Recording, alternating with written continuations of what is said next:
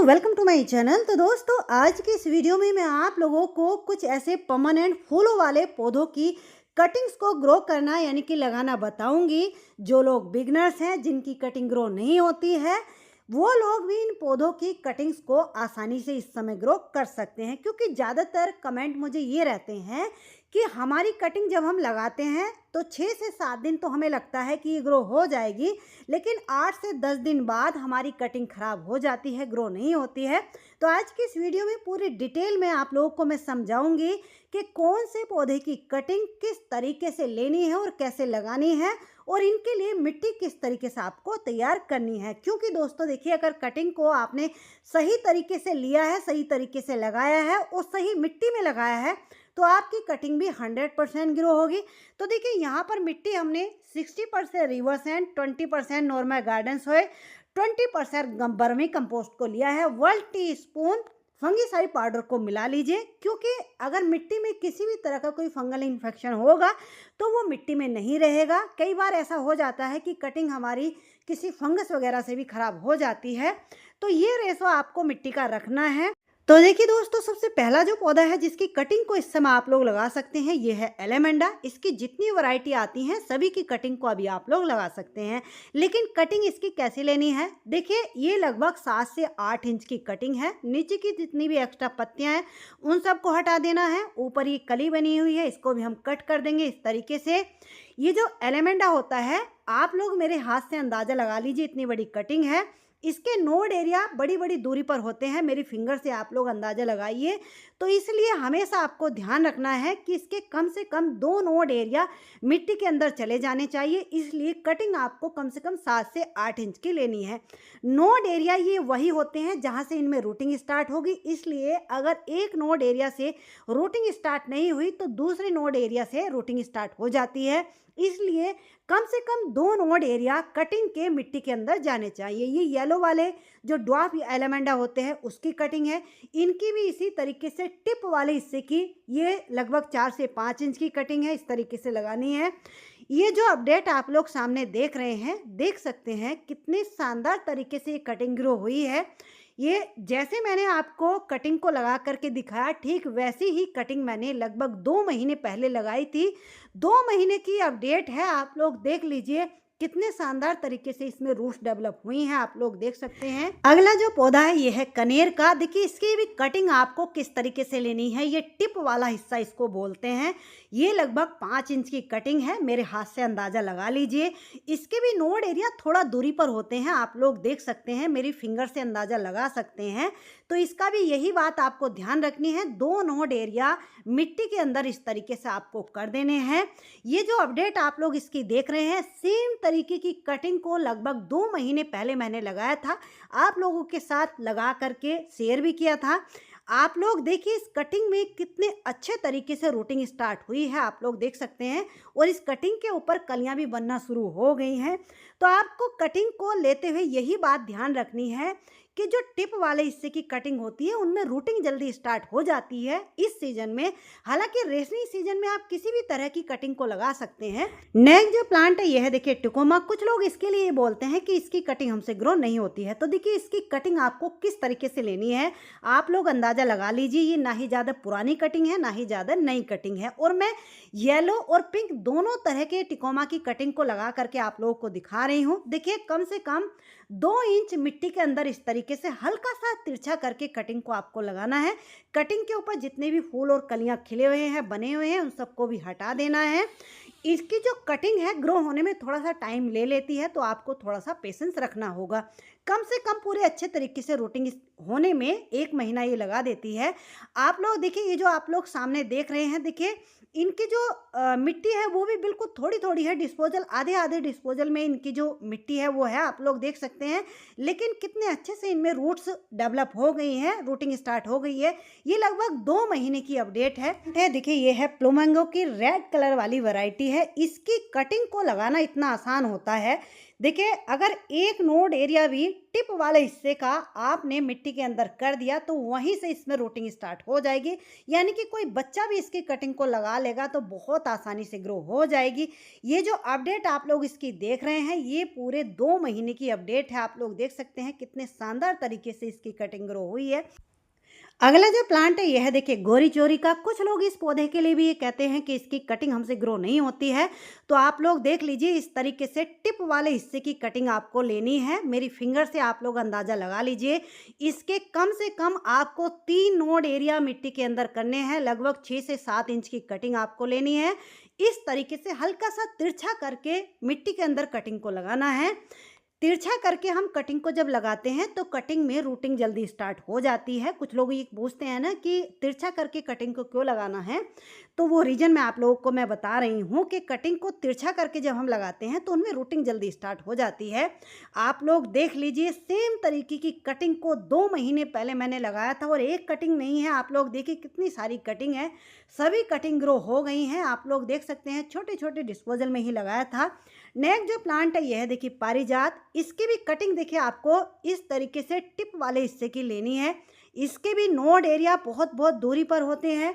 मेरी फिंगर से आप लोग अंदाज़ा लगा लीजिए, तो कम से कम 2 नोड एरिया इसके भी मिट्टी के अंदर चले जाने चाहिए और इस तरीके से हल्का सा तिरछा करके कटिंग को आपको लगा देना है।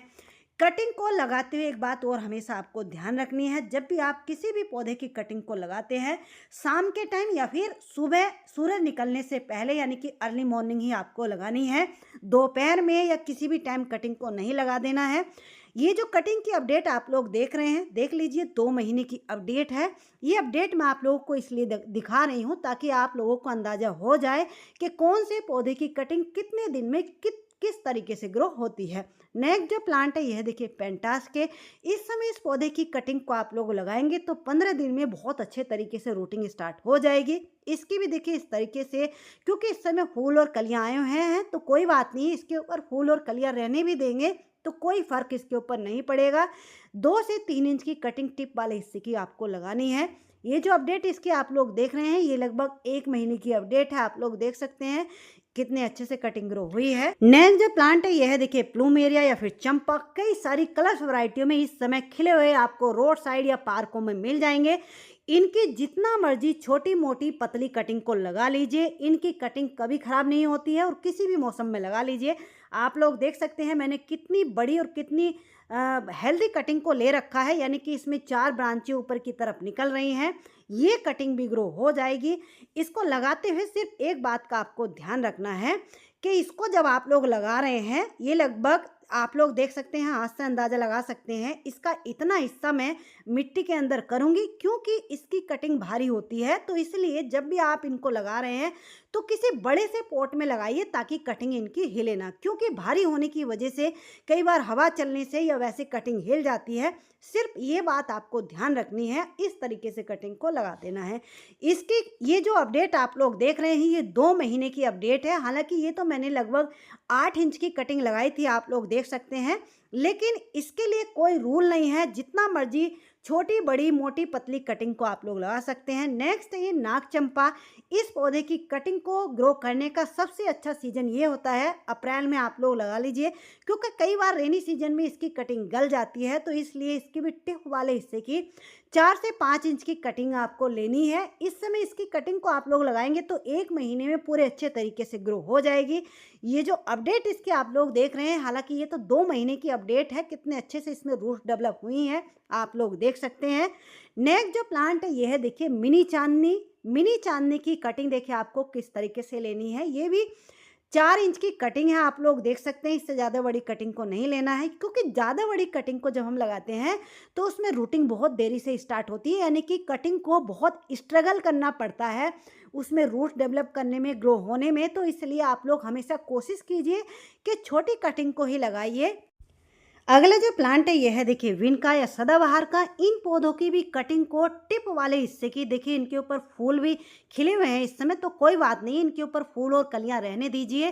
15 दिन में इनकी कटिंग में बहुत अच्छे तरीके से रूटिंग स्टार्ट हो जाएगी। देखिए इस तरीके से ये लगभग 3-3 इंच की कटिंग है और इस तरीके से आपको कटिंग को मिट्टी में दबा देना है। ये जो अपडेट आप लोग इनकी देख रहे हैं ये पूरे 1.5 महीने की अपडेट है। तो आप लोग अंदाज़ा लगा लीजिए कि कितने दिन में इनकी कटिंग ग्रो होती है। नेक्स्ट ये लैंटाना, कुछ लोग इसके लिए भी कहते हैं कि इसकी कटिंग को किस तरीके से हमें लगाना है, ग्रो नहीं होती है, तो इसके लिए भी सेम मेथड है। टिप वाले हिस्से की कटिंग को लेना है। ये जो फूल और कलियां लगे हुए हैं, आप लोग इसकी चाहो तो हटा दीजिए, या नहीं भी अगर इनकी ऊपर से ये हटाओगे तो तब भी ये ग्रो हो जाएंगी, क्योंकि ये बहुत हार्डी होती है। आप लोग देखिए, एक ही डिस्पोजल में लगभग 3 से 4 कटिंग को मैंने लगाया था। ये पूरे 2 महीने की अपडेट है, आप लोग देख सकते हैं। इनके ऊपर फूल और कलियां भी बनना शुरू हो गए हैं। कितने अच्छे तरीके से इसकी कटिंग ग्रो हुई है। नेक्स्ट जो प्लांट है, इसको देखिए धनवर्जिया इरेक्टा के नाम से जाना जाता है। ये वुश फॉर्म में रहती है, तो इसकी कटिंग को लगाने का तरीका आप लोग समझ लीजिए। इसकी भी ना ही ज़्यादा पुरानी कटिंग लेनी है, ना ही ज़्यादा नई कटिंग लेनी है, यानी कि कटिंग थोड़ी सी जो ब्राउन सी कटिंग रहती है, इस तरीके से 4 से 5 इंच की कटिंग लेनी है, और कम से कम 2 से 2.5 इंच मिट्टी के अंदर इस तरीके से इसको दबा देना है। इसकी कटिंग इस समय आप लोग लगाते हैं तो 15 दिन में बहुत अच्छे तरीके से इसमें रूटिंग स्टार्ट हो जाती है। हालांकि ये पौधा ऐसा होता है कि इसकी कटिंग को आप लोग जून और जनवरी के महीने को छोड़ करके कभी भी किसी भी मौसम में लगा सकते हैं।